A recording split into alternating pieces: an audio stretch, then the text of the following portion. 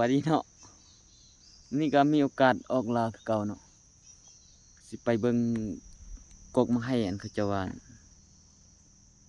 อยู่แถวบ้านเฮานี่แหละก็บ่ไกลว่านกเขาหลายอยู่มานำกัน 2-3 คนนี่แหละสิไปเบิ่งว่ามันสิเข้าหรือบ่เข้าเอามานี่ก็11-12 โมงแล้วสวยแล้วเอาย่างมวยฮอดแล้ว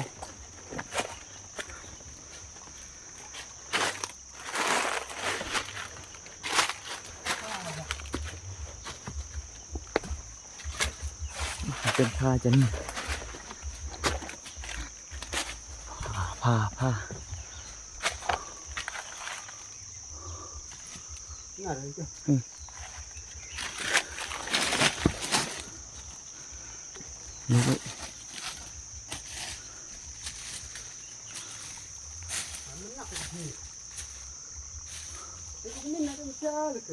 มือกรอยย่อ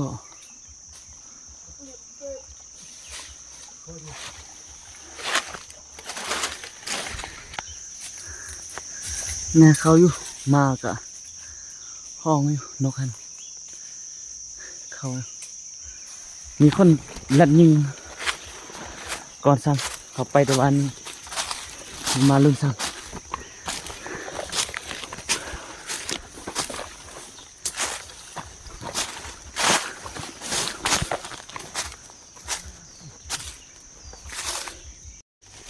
โอ้ย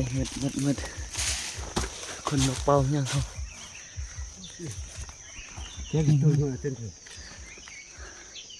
วันนี้เนาะต้นไม้มาเศร้ามันให้เข้าไร่มาให้เปลี่ยนมานั่งแล้วคิดว่ามาวิทย์สุดท้ายมีคนไปลัดยิงก่อนซ้ำเขาอยู่นกควกยานเขาอยู่ไล่อยู่เอาถ้าลุ่นเบิ้งว่าสิได้จากเต็มประกอบสโคปแล้วสิยิงเลย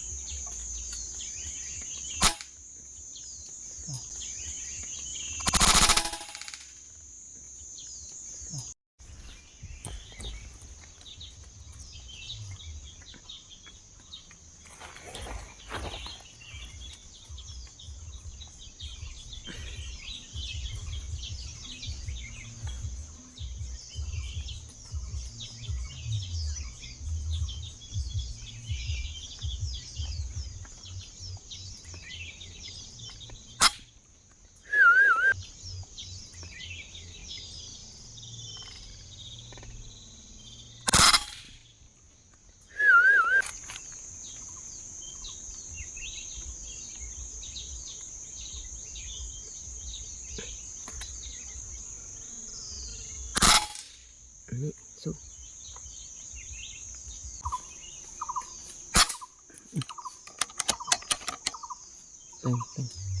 นี่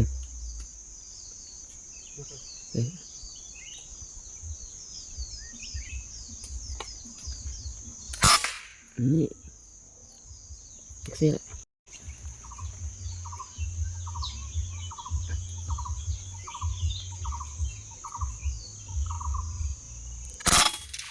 นี่เป็นลบนี่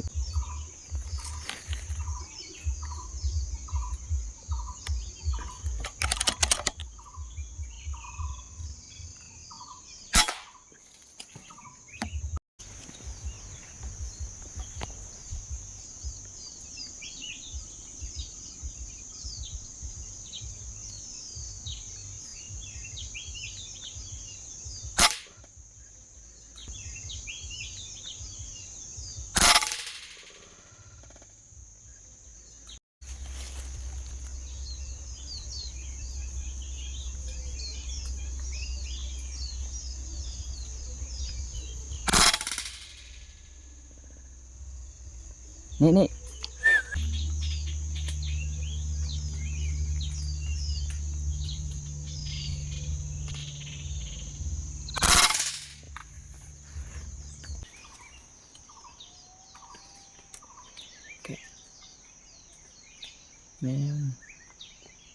บางคนเอาเขาไม่ได้ยินซ้ำ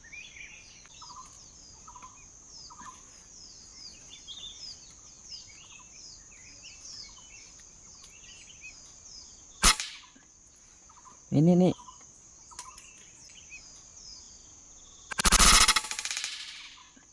เอนี่น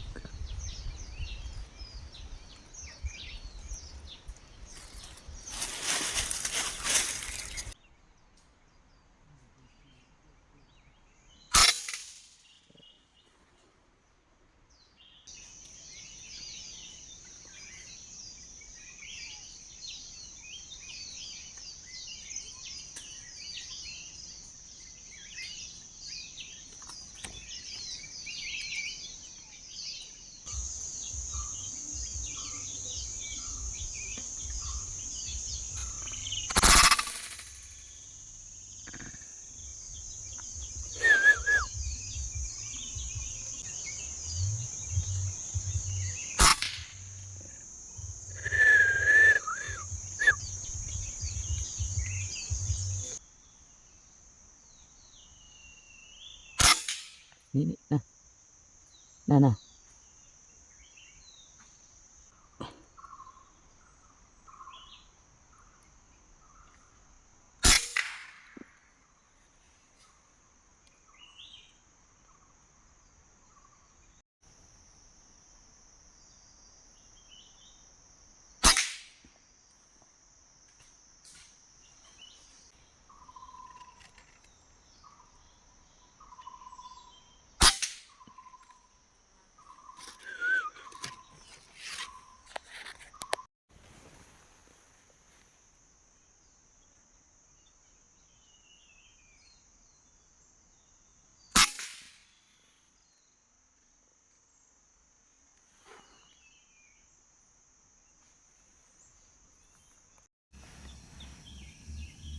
ได้